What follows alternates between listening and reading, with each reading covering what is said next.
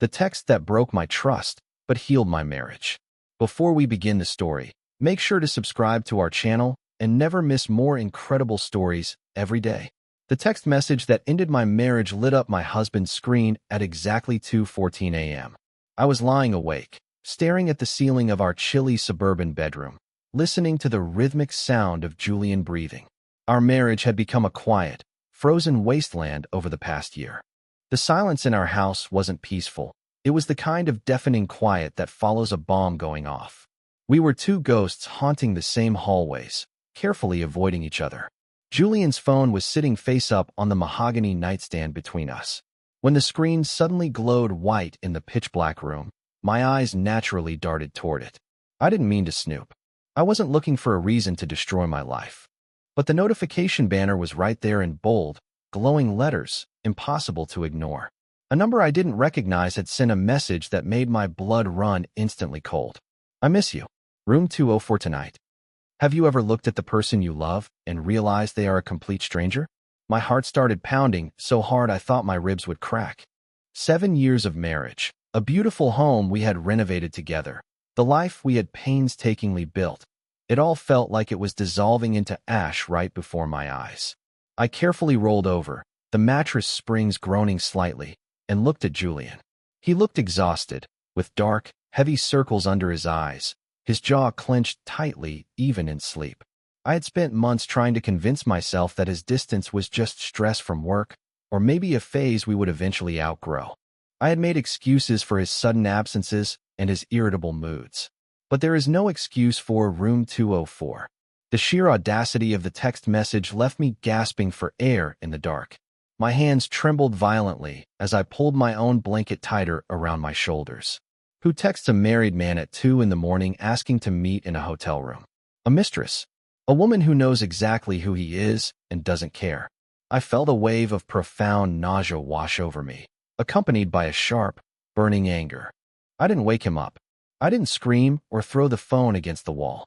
I just lay there in the freezing darkness, feeling my heart harden into solid ice. I stared at his sleeping face and realized my entire life was a humiliating lie. To understand how I ended up lying in the dark contemplating divorce, you have to go back exactly 6 months. That was when the subtle, agonizing shift in Julian began. Before the winter, we were the couple our friends envied. We cooked dinner together, talked for hours, and shared everything. But right around my 32nd birthday, an invisible, impenetrable wall slammed down between us. Julian started working incredibly late hours. He was a mid-level project manager at an engineering firm, a job that usually ended exactly at 5 o'clock. Suddenly, he was coming home at 9, sometimes 10 at night, smelling faintly of stale coffee and gasoline. When I asked him about the sudden overtime, his answers were always vague and defensive. "It's just a new corporate initiative, Olivia," he would snap, avoiding my gaze while aggressively washing his hands in the kitchen sink. "I'm just trying to secure our financial future." But his mood swings were what truly terrified me. The gentle, patient man I married vanished, replaced by someone constantly on edge. A dropped plate or a loud television commercial would make him physically flinch. The heavy, dark circles under his eyes grew more pronounced every single week, making him look like he was carrying the weight of the world on his shoulders. I was recovering from my own recent trauma, a severe car accident that had left me physically scarred and emotionally fragile for months. Julian had been my absolute rock during my recovery, nursing me back to health with infinite patience. Because of that, I gave him endless grace. I convinced myself that caregiver burnout had finally caught up to him. I ignored the glaring red flags. I ignored the way he immediately flipped his phone face down whenever I entered the room. I ignored the hushed, frantic phone calls he took in the garage late at night. I wanted so desperately to believe that our marriage was just going through a standard rough patch. I didn't want to admit that the emotional chasm between us was widening into a canyon. I spent my days walking on eggshells, trying to be the perfect, supportive wife to a man who was actively slipping through my fingers. I was so completely blinded by my own gratitude for his past support that I refused to see the brutal truth staring me right in the face. I thought we were just navigating a temporary storm of stress and exhaustion. I had no idea that a massive hurricane was about to completely destroy my reality. The morning after I saw the devastating text message, the air in our kitchen was thick enough to cut with a knife. Julian sat across the island, mechanically chewing his toast, staring blankly at the wall. His phone, usually tossed carelessly onto the counter, was firmly tucked into the front pocket of his slacks. He looked like a cornered animal, his leg bouncing nervously under the stool. "You were restless last night," he muttered, finally glancing up at me. "Everything okay?" It took every ounce of my willpower not to scream at him. I forced a tight, rigid smile. "Just a bad dream," I lied smoothly. The second I heard his car pull out of the driveway, I grabbed my coat and drove straight to the local coffee shop to meet Sarah. Sarah is my absolute best friend, a fiercely protective woman who takes zero nonsense from anyone.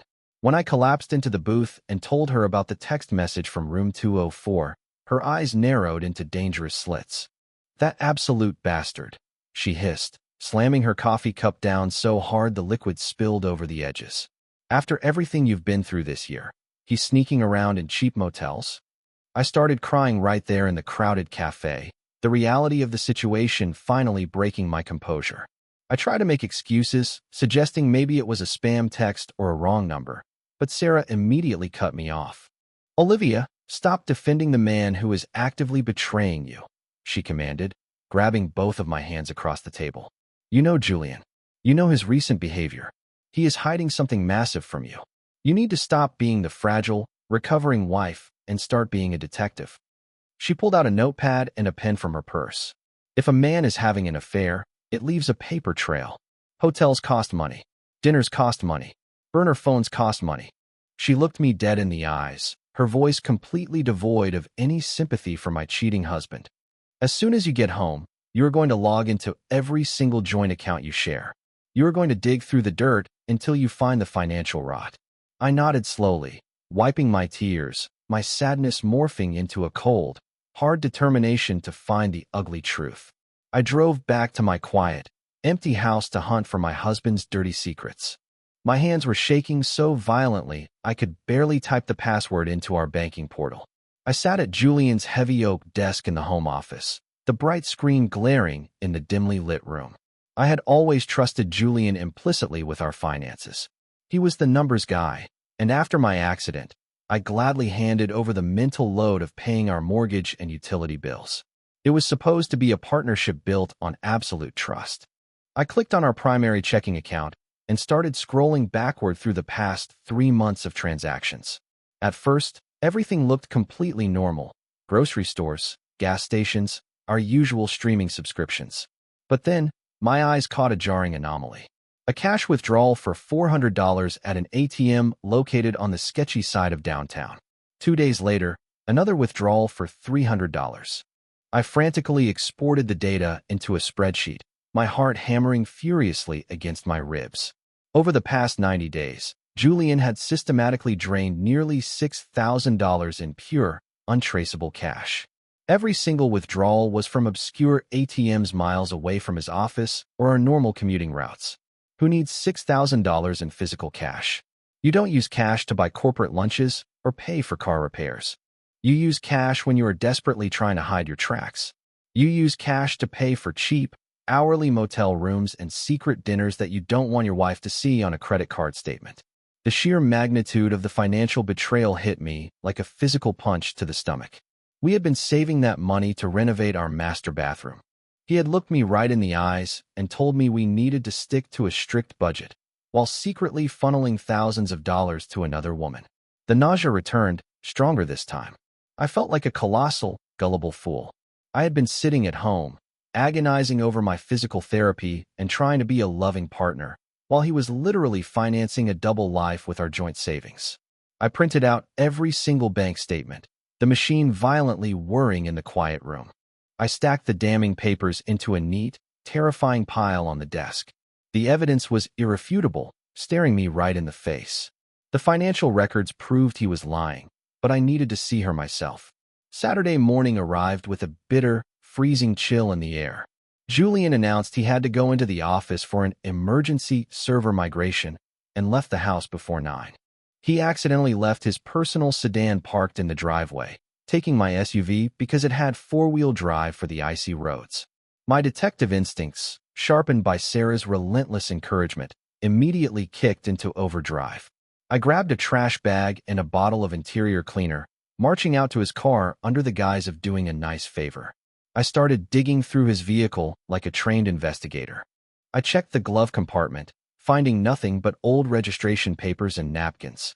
I slid my hand under the passenger seat, feeling around the dusty carpet. My fingers brushed against something hard and plastic, wedged deep inside the seat track. I pulled it out, my breath catching in my throat. It was a cheap, prepaid burner phone. It was completely black, scratched, and thick, the kind you buy with cash at a gas station to avoid any digital footprint. My hands trembled as I pressed the power button. Unbelievably, it wasn't locked with a passcode. The screen lit up, displaying a completely empty home screen. I opened the messaging app. There was only one contact saved, simply labeled with a single letter, C. The message history was brief, but utterly devastating. "Do you have the cash? Sent yesterday." Julian's reply, "Yes. I'll bring it tonight." Then, a new message popped up right as I was holding the device, buzzing violently against my palm. "Room 204. Same time tonight. Don't be late." The sheer audacity of it all made my vision blur with angry tears. He was literally paying for her. He was draining our savings to fund some twisted, secret arrangement in a seedy motel. I took out my own phone and snapped dozens of photos of the burner screen, documenting every single word. I carefully slid the cheap phone back into its hiding spot under the seat, leaving it exactly as I had found it. I wasn't going to confront him with just text messages. I wanted to catch him completely red-handed. I dialed Sarah's number, my voice dropping to an icy, determined whisper. We were going to stake out the motel tonight and watch my marriage violently burn down.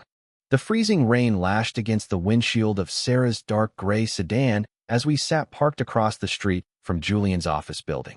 It was completely pitch black outside, the streetlights casting long, distorted shadows across the wet asphalt. I was shivering, though I couldn't tell if it was from the biting cold or the massive adrenaline dump flooding my nervous system. At exactly 7:30, Julian's car finally emerged from the underground parking garage. "There he is," Sarah whispered, instantly shifting her car into drive. We stayed exactly 2 cars behind him, navigating the slick, dangerous roads in complete, tense silence. He didn't head toward our quiet suburban neighborhood. Instead, he drove deeper into the gritty, industrial side of the downtown area. The upscale restaurants and bright storefronts gradually gave way to boarded-up windows, flickering neon liquor signs, and chain-link fences. My stomach twisted into tight, agonizing knots.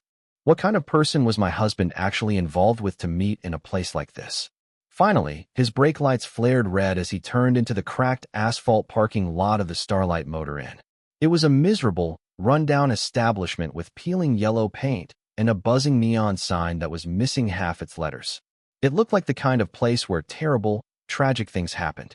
Sarah pulled her car into the dark parking lot of an abandoned diner across the street, giving us a perfect, unobstructed view of the motel's exterior walkways.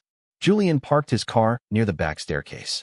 He stepped out into the freezing rain, pulling his coat collar up high around his neck to obscure his face. He looked around nervously, like a common criminal checking for witnesses, before jogging up the rusted metal stairs. I watched the man I had promised to love for the rest of my life stand outside a cheap, dirty door on the second floor. The brass numbers on the door were clearly visible even through the miserable, driving rain. 204. Every single worst fear I had harbored over the last 6 months was currently materializing right in front of my eyes. The heavy door slowly creaked open, and the mysterious woman finally stepped out into the light. My breath hitched in my throat, fogging up the cold passenger window as I leaned forward. The woman standing in the doorway of room 204 was young, probably no older than 28. She was shockingly pretty, with dark hair pulled back into a messy bun, wearing tight jeans and a fitted leather jacket. She didn't look like a high-class escort, but she certainly didn't look like a corporate colleague either. She looked tough, guarded, and entirely out of place next to my sharply dressed, suburban husband. Julian didn't step inside the room right away. Instead, they stood on the bleak exterior walkway, talking in hushed, urgent tones. The rain was coming down harder now, soaking Julian's expensive wool coat, but he didn't seem to care. I watched him reach into his inner breast pocket. He pulled out a thick, white envelope.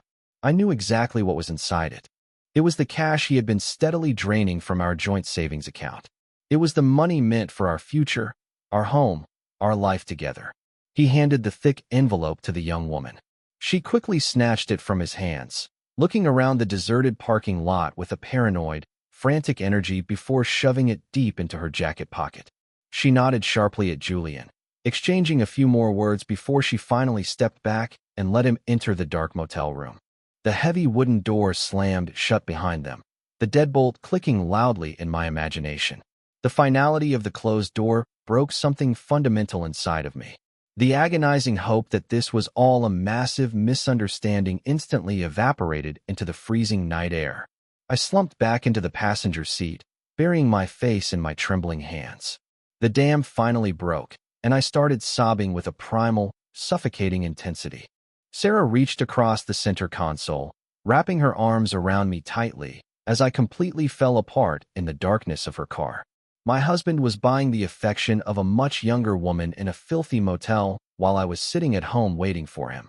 The betrayal was so absolute and devastating that I felt like I was physically bleeding out. I spent the next 3 days living in a silent, agonizing state of absolute depression. Julian told me he was attending a mandatory weekend conference out of state. I knew he was lying. I knew he was likely spending the entire weekend in that filthy motel room, but I simply didn't have the emotional strength to call him out. When he left on Friday morning, kissing my forehead with those lying lips, I locked the front door and collapsed onto the hardwood floor of our hallway. I didn't eat. I barely slept. I just lay there, mourning the beautiful, secure future I thought we were building. I looked around our meticulously decorated home, remembering how we had spent hours picking out the perfect shade of gray for the living room walls. Every single object in the house felt horribly tainted, poisoned by his massive betrayal. I cried until my eyes were completely swollen shut and my throat was raw. I felt like a discarded, broken object. The trauma from my car accident felt utterly insignificant compared to the crushing emotional trauma my husband had just inflicted upon me. But on the morning of the third day, the suffocating fog of grief began to slowly lift, replaced by a cold, sharp clarity. I walked into our bathroom, gripping the edges of the marble vanity, and stared at my reflection in the mirror. I looked pale, defeated, and absolutely pathetic. I hated the woman staring back at me. I realized that if I let Julian destroy me, I was giving him exactly what he wanted, a quiet, compliant victim. The burning anger finally returned, stronger and more focused than ever before. I splashed freezing cold water onto my face, scrubbing away the dried tears. I was not going to quietly fade away into the background while he stole my money and my dignity. I was going to tear his meticulously constructed double life down to the very studs. I walked into the kitchen, brewed a pot of incredibly strong black coffee, and opened my laptop. It was time to stop crying and start building the legal and emotional weaponry I needed to completely obliterate him. I began methodically plotting the most brutal and undeniable confrontation my husband would ever experience. The next 8 hours were a blur of cold, calculated, mechanical efficiency. I became an absolute machine of vengeance. I printed every single joint bank statement from the last 6 months, using a bright red marker to violently circle every unexplained cash withdrawal and strange ATM location. I went to the local pharmacy and printed the high-resolution photos I had taken of Julian handing the thick envelope of cash to the mysterious woman at the motel. I placed all the damning evidence into a sleek, black presentation folder. Then, I marched straight into our master bedroom and opened his closet. I didn't throw his clothes wildly onto the floor. I was much more dangerous than that. I carefully and methodically packed his 3 largest suitcases. I folded his expensive designer suits, his casual weekend wear, and his shoes with a terrifying, absolute precision. I packed his toiletry bag and his collection of expensive watches. Every perfectly folded shirt was a silent declaration of war. Once the bags were completely packed and zipped shut, I dragged them down the hallway and lined them up like soldiers directly behind the front door. I placed the black folder of evidence perfectly in the center of the glass coffee table in the living room. I made sure the house was immaculately clean and incredibly quiet. I wanted the environment to be absolutely chilling. I dressed in a sharp, structured outfit, applied my makeup perfectly to hide any lingering signs of crying, and sat rigidly in the armchair directly facing the entryway. I didn't want to look like a heartbroken, hysterical wife. I wanted to look like an executioner waiting to drop the blade. The grandfather clock in the hallway ticked loudly, echoing the frantic pounding of my own heart. I rehearsed my opening lines a dozen times, ensuring my voice wouldn't shake or break under the immense pressure. I was completely ready to cut him out of my life forever without shedding a single tear. I heard the familiar hum of his car pulling into the driveway, and my blood froze. The heavy front door clicked open, and Julian stepped into the hallway, dragging his small travel bag behind him. "Hey, Olivia, I'm back," he called out, his voice carrying that fake, exhausted cheerfulness he had perfected over the last 6 months. He stopped dead in his tracks the second he noticed the 3 massive suitcases lined up perfectly blocking his path. He slowly raised his eyes, looking into the living room where I was sitting completely motionless in the armchair. The forced smile instantly melted off his face, replaced by a look of sheer, unadulterated panic. I didn't stand up. I didn't yell. I pointed a steady, manicured finger at the black folder resting ominously on the glass coffee table. "Open it," I commanded, my voice dropping to a terrifyingly cold, dead register. Julian dropped his travel bag onto the floor, his hands shaking slightly as he walked over to the table. He flipped the black cover open. The bright red circles on the bank statements and the high-resolution photos of him at the Starlight Motor, and stared right back at him. I watched his eyes scan the documents, waiting for the inevitable wave of defensive anger or pathetic denials. "I know absolutely everything, Julian," I stated flatly, my voice echoing in the silent room. "I know about the $6,000 you stole from our savings. I know about the burner phone hidden under your car seat. And I know about the young woman you've been paying in cash at room 204. I stood up slowly, crossing my arms over my chest to protect my breaking heart. "I want your house keys on the kitchen counter right now. You're going to take your perfectly packed bags, walk out that front door, and never come back here again. You can have your pathetic, filthy double life, but you cannot have me anymore." I expected him to fight back, to scream that I had violated his privacy, or to desperately try and gaslight me into believing I was crazy. Instead of getting angry, my husband collapsed onto the sofa and began to violently, hysterically sob. I stood there completely frozen, entirely thrown off balance by his reaction. Men who get caught cheating usually get aggressive, defensive, or incredibly manipulative. Julian did none of those things. He literally crumbled into pieces right in front of me. He dropped his head into his hands, his broad shoulders shaking violently as agonizing, guttural sobs ripped through his chest. It was the sound of a man whose soul was being crushed by an unbearable, invisible weight. "Olivia, please," he gasped, choking on his own tears, looking up at me with eyes completely bloodshot and filled with absolute terror. "Please, God, you have to let me explain. It is absolutely not what it looks like. I swear to you on my life, it is not an affair." I scoffed loudly, the sound harsh and cruel in the quiet room. My anger flared back up, burning hotter than before. "Don't insult my intelligence, Julian," I screamed, finally losing my ironclad composure. "I literally watched you hand an envelope of our money to a woman outside a cheap motel room. I read the texts. 'I miss you, room 204 tonight.' You are a lying, cheating coward." I pointed furiously toward the suitcases by the door. "I don't want to hear your pathetic excuses. Leave." Julian frantically jumped up from the sofa, his face completely pale and streaked with heavy tears. He didn't move toward the door. He moved aggressively toward me.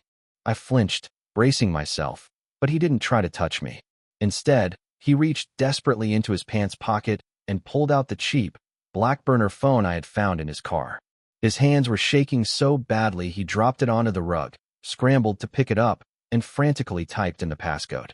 "You didn't read the whole thread, Olivia," he pleaded, his voice cracking with desperate urgency. "You only saw the notifications. You have to read the entire conversation. Please, just look at it before you throw our entire marriage away." He held the glowing screen out toward me like a shield. I snatched the cheap phone from his trembling hands, determined to destroy his final pathetic lie. I snatched the heavy plastic phone from his grasp, glaring at the illuminated screen. The contact was still just the letter C. But as my eyes scrolled up past the brief, incriminating messages I had seen before, the terrifying narrative in my head completely shattered into a million jagged pieces. The older messages weren't romantic. They were highly clinical and deeply concerning. His withdrawals are getting worse. We need to secure the detox medication by Friday. One text read. The cartel guys were asking around the old neighborhood. He cannot leave the room under any circumstances, read another. I scrolled higher, my heart beginning to race with a completely different kind of panic. Chloe, please tell me he's eating. I'll get the cash for the next week's stay and the private doctor. Julian had written 3 weeks ago. Chloe's response. He's stable today, Julian. You are a good brother. He's lucky to have you fighting for him. The breath physically left my lungs. Brother? I stared at the word, my mind violently short-circuiting. The mysterious, pretty woman at the motel wasn't a mistress or a high-class escort. She was a crisis social worker, or a nurse, or someone helping Julian navigate an absolute nightmare. The text that ended my marriage, I miss you. Room 204 tonight, wasn't from her. It was from the person trapped inside the room. I slowly lowered the phone, my hands numb, and looked up at Julian. He was leaning against the wall, looking completely drained of life, his dark eyes pleading with me to understand. Chloe is an underground crisis counselor, Julian whispered, his voice completely raw. She specializes in extracting kids from violent, gang-related situations without involving the police. The overwhelming anger that had fueled me for days instantly evaporated, replaced by a profound, disorienting shock. The puzzle pieces of the last 6 months rapidly rearranged themselves into a horrifying new picture. He wasn't spending our savings on a double life. He was literally paying a massive ransom. Ransom? I choked out, the word tasting like ash in my dry mouth. Julian, what are you talking about? Who is in that room? Julian took a deep, shuddering breath, wiping his face with the sleeve of his shirt. It's Leo, he confessed softly, the name hitting the quiet room like a physical shockwave. Leo was Julian's estranged, wildly troubled 19-year-old half-brother.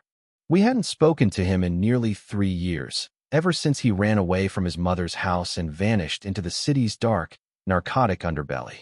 6 months ago, Leo called me. Julian continued, his voice trembling uncontrollably. He was terrified. He had stolen a massive amount of money from some very violent people to feed his addiction. They were actively hunting him down, Olivia. They were going to kill him in the streets. Julian explained how he had immediately driven into the city, pulling Leo out of a trap house in the middle of the night. He couldn't bring him to our home, knowing it would put me directly in the crosshairs of violent criminals. He couldn't take him to a standard rehab center, because the cartel had people watching the local clinics. He had to hide him completely off the grid. I found Chloe through a desperate connection. Julian sobbed, sinking back down onto the sofa. She agreed to house him in that cheap motel and safely detox him, but it cost thousands in cash. The medications, the security, the food, it drained everything. He looked at the perfectly arranged suitcases by the door, a fresh wave of agony washing over his exhausted face. I took a secret second job doing overnight data entry just to keep replacing the money I was pulling from our savings. I was so incredibly exhausted, Olivia. I was fighting to keep him alive every single day while trying to pretend everything was totally normal at home. The devastating reality of what he had endured completely alone hit me with the force of a freight train. I realized I had spent months aggressively hunting a villain who was actually playing the hero. I dropped the black presentation folder onto the floor, the incriminating photos scattering across the rug like useless garbage. Why? I whispered, my voice breaking completely. Why on earth would you hide something this massive from me? We are partners, Julian. You didn't have to carry this nightmare alone. Julian looked up at me, his eyes filled with a profound, agonizing sorrow. Because you were finally healing, Olivia, he cried, his voice echoing with devastating guilt. You were just starting to recover from your horrible car accident. You were finally sleeping through the night without screaming. You were so incredibly fragile, and I was absolutely terrified that adding the stress of drug cartels and my dying brother would completely break you. He had built the massive, icy wall between us not out of malice or deceit, but out of a desperate, misguided desire to protect my peace. He had sacrificed his own sanity, his sleep, and his physical health to shield me from the ugly darkness consuming his family. The sheer, overwhelming weight of his misdirected love completely shattered the remaining defenses around my heart. I didn't care about the money anymore. I didn't care about the lies. I crossed the room and dropped to my knees directly in front of him on the floor. I threw my arms around his neck, pulling him tightly against my chest. We both completely collapsed into each other, the icy wall between us melting instantly in a flood of raw, ugly crying. We sat on the living room floor for hours, holding onto each other like survivors of a massive shipwreck. We cried for the terrible isolation we had both suffered, for the agonizing misunderstandings, and for the poor, terrified boy shivering in that seedy motel room. We communicated more in those 3 hours of broken sobbing than we had in the entire previous year of our marriage. The silence was finally broken. We knew we had a massive mountain to climb, but we were finally climbing it together. The very next morning, we drove together to the Starlight Motor Inn. We didn't sneak around in the dark.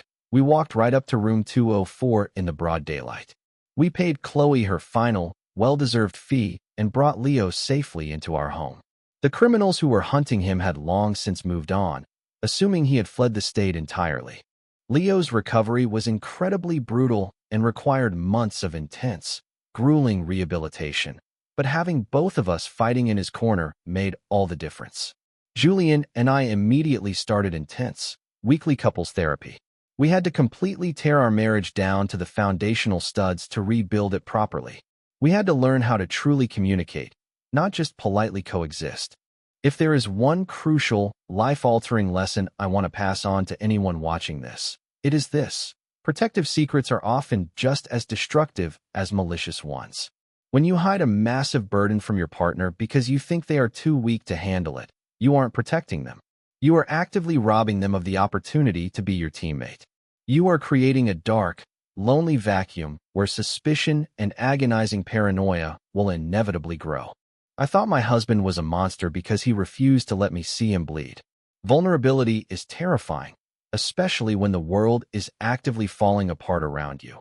But it is the absolute only way forward. We almost lost our entire life together because we were both trying to silently protect each other from the ugly truth. Today, our joint bank accounts are slowly recovering. Leo is incredibly proud of his 1-year sobriety chip, and our house is finally filled with genuine laughter again. I love Julian more now than the day I married him, because I know exactly who he is in the dark. Sometimes the absolute worst moment of your entire marriage is actually the beginning of its salvation.